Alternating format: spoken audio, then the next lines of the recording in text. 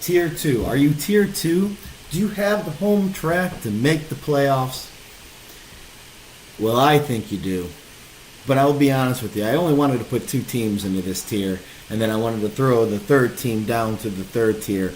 But I figured for symmetry's sake and my feng shui-ness, I would put 3 in each tier this year. And then also I was going to make a special tier, for someone who would keep, Dak Prescott. But again, it's late and I'm a few bourbons in, so I decided symmetry would, it would do. Anyhow, the top middle tier, or tier 2 if you will, is going to be a big surprise. Most of you guys would be like, no way, you can't believe it. This is my wild card. This guy, I'm not going to guarantee playoffs because he's not in top tier. If I was going to guarantee this guy was going to get in the playoffs, I'd say it. But with his division and his team, I truly believe he's going to make the playoffs. I'm going to give him a 75% chance to make the playoffs. And that is because he drafted, in my estimation, which we all know is the only one that matters. All right? Sorry, I kind of had too many screens going on here. Is a big surprise team because it is an expansion team. That's right. You're thinking, oh, yeah, they got 3 picks. Listen, they picked from rookies and people who, dropped keepers like, Michael Thomas. But they chose very well and beyond those 3 because you're not going to make it by putting rookies on your team with me without having everything else. I think that he had a focus in his draft. I know. Freshman 15 and Team Fam are like, oh, tell me who it is, because, they're hanging on every word I'm saying. Anyhow, the number 4 team and the leader of the top middle is the expansion team, Team Fam. I think a great first step into entering this league, fam. By the way, get a new fucking name, Team Fam. Like, what the fuck are you doing? Can you not be any bit creative? How about, the Sunny Asian or, Femjin? Something like that. I don't know. Like, have a Bruce Lee as your avatar. All right? It's not racist. No, don't think that. We have 4 Asians in this league. We're very diverse. Very diverse-ish. Anyhow, great team, great drafting. Your first 3 rounds in your expansion draft, you got Christian McCaffrey, you got Terrell Pryor Sr., which I was not crazy about in where you picked him. I very much like Terrell Pryor Sr. And I love him in Washington, especially that Pierre's gone. I think he's going to really make that step forward, and he's going to get a lot of targets. And then you also got Michael Thomas, which was the best. That was the luck of the draw that you got to draft over freshman 15, because I would assume that he would have picked the same thing. But those, and I do like Christian McCaffrey. I don't believe that he should have gone in the expansion draft, but I get why you did. Because with the assumption that you didn't think you're going to win the first year, you build for the future. I really like actually Christian McCaffrey over Leonard Fournette in a PPR league. Some are discounting him, but in that offense, I think he's going to get a lot of touches, and he's really going to be. He's going to be involved in all 3 facets of the game. Every single one. The pass catching, the running, and he can block. And that's going to make him a 3-down back. And I know, Cam's going to steal some touchdowns. And this, Olsen's going to steal some. But that happens all the time. And last year, again, Cam didn't rush for that many touchdowns. McCaffrey's there to be that everything back. And I do like him. I wouldn't have probably gone in the top 6, but like I said, I understand why you did. Jameis Winston from Tampa Bay is your quarterback. I'm not as big on him as some are, but he's young and he can turn into a stud. Delvin Cook, I actually like out of Minnesota. He might be sharing carries early on, but he won't be come playoff time if you make it. Martavis Bryant from Pittsburgh, the speedster, man. You're going to get some big plays off of him. Is he going to have some really down weeks? Yes.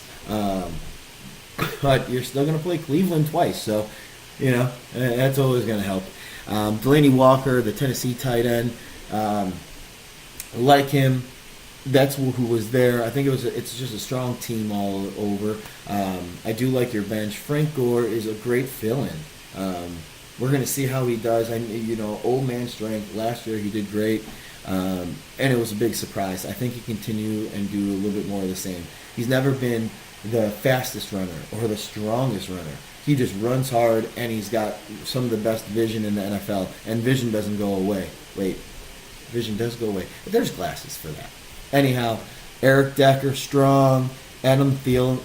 I get Adam. Again, 12-team league. You're going to have to go for some flyers. Jonathan Stewart, don't like having him. I get that he's probably your handcuff for McCaffrey if something goes wrong, but you're never going to play them both at the same time. And Devin Funches. You're too many Carolina players is why I didn't even kind of consider throwing or really consider throwing you in the top. But overall, man, I think you had an incredibly great draft, and I think you have a team to help build on the future. I think by next year, you're going to have 3 solid keepers that are undeniable keepers. And that's what you really need, especially in the first year. To do that, I think that's really strong. Anyhow, you're tier 2, man. Next one in tier 2 is someone who was a little disappointing last year to me. And I put him in tier 2 last year, and they kind of fell apart. And it's mainly because I think his one stud that I thought was going to be stud, and who didn't, right? Kind of fell on his ass. Truffle Butter. I think he actually had a really good, really great draft, and you did last year. And I don't know if you just got a little bit unlucky or whatnot.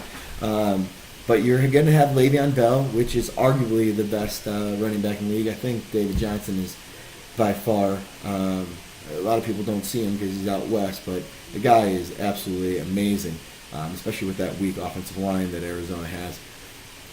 Todd Gurley, he's going to be your wild card. If Todd Gurley has a year like last year, I think you missed the playoffs again, to be honest. And that's why you're in the second tier. But if he has a huge year, I think you're one of the teams that people should be scared of. Gurley's going to be a big swing for you. Danny Woodhead out of Baltimore, he's not going to give you a lot. I don't know how many times, especially in the PPR, if you don't have a really strong running back for number 3, I'd definitely probably throw your receiver in there. I think Deshaun Jackson would probably be the stronger flex play there. By the way, which is a great pickup that you have in your bench. Allen Robinson from Jacksonville. Well, let's see if that passing attack revamps. So they got great receivers, just need a quarterback to throw them the ball. Devontae Adams from Green Bay. I know what you're thinking. I get it. I think it's a strong play. And Julius Thomas from Miami. A lot of people were surprised by that pick. I think you picked him a little early. However, I think it was a good pickup. If you look at throughout Cutler's career, tight ends actually have done quite well. And Julius Thomas has the physical attributes. Cutler is no Manning, obviously. But he does like his tight end, and that's all you need. Touches. Anyhow, give you about a 60% chance of making the playoffs. That's why you're top middle tier, brother. And hanging on to the top middle tier is the other expansion team, Freshman 15. He's still ranked in the top half of the league, and that's not too bad. I think, again, not because of Fournette, I'm not as big on him as other people. It's kind of like the bully that then goes to a school with people his same size. I think in college, he kind of beat up on all the little guys, and he kind of didn't do anything against the big guys. It's a little bit telling that he never stepped up in big games. Everybody's like, oh, 8-man, 9-man fronts. People like AP had 9-man fronts up in Minnesota his whole career, and look what he did. Okay, so To me, maybe he's just not a college guy. I mean, obviously he stopped. He didn't even play in the bowl game, looking for the NFL, but a little bit weak, for not as strong for me. Kareem Hunt, really like Kareem Hunt. Was gonna take Kareem Hunt, didn't. You got him. He could be that diamond in the rough, man. Really, really strong play. Kirk Cousins is your quarterback. Got him late. Got him strong. He's gonna be top. I don't like your flex in Sammy Watkins, but that's a little bit risk reward. And when I get what you're building for now, so you have a chance, and you're building for the future. Sammy Watkins could be a good trade chip for a team looking to make the playoffs if you're out of it.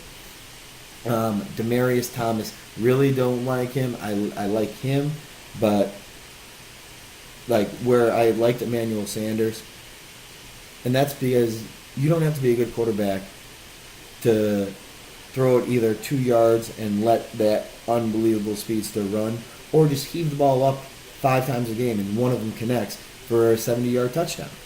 Demaryius counts on possessions, and with that, I think you need a really solid quarterback. I think he's going to have another okay year.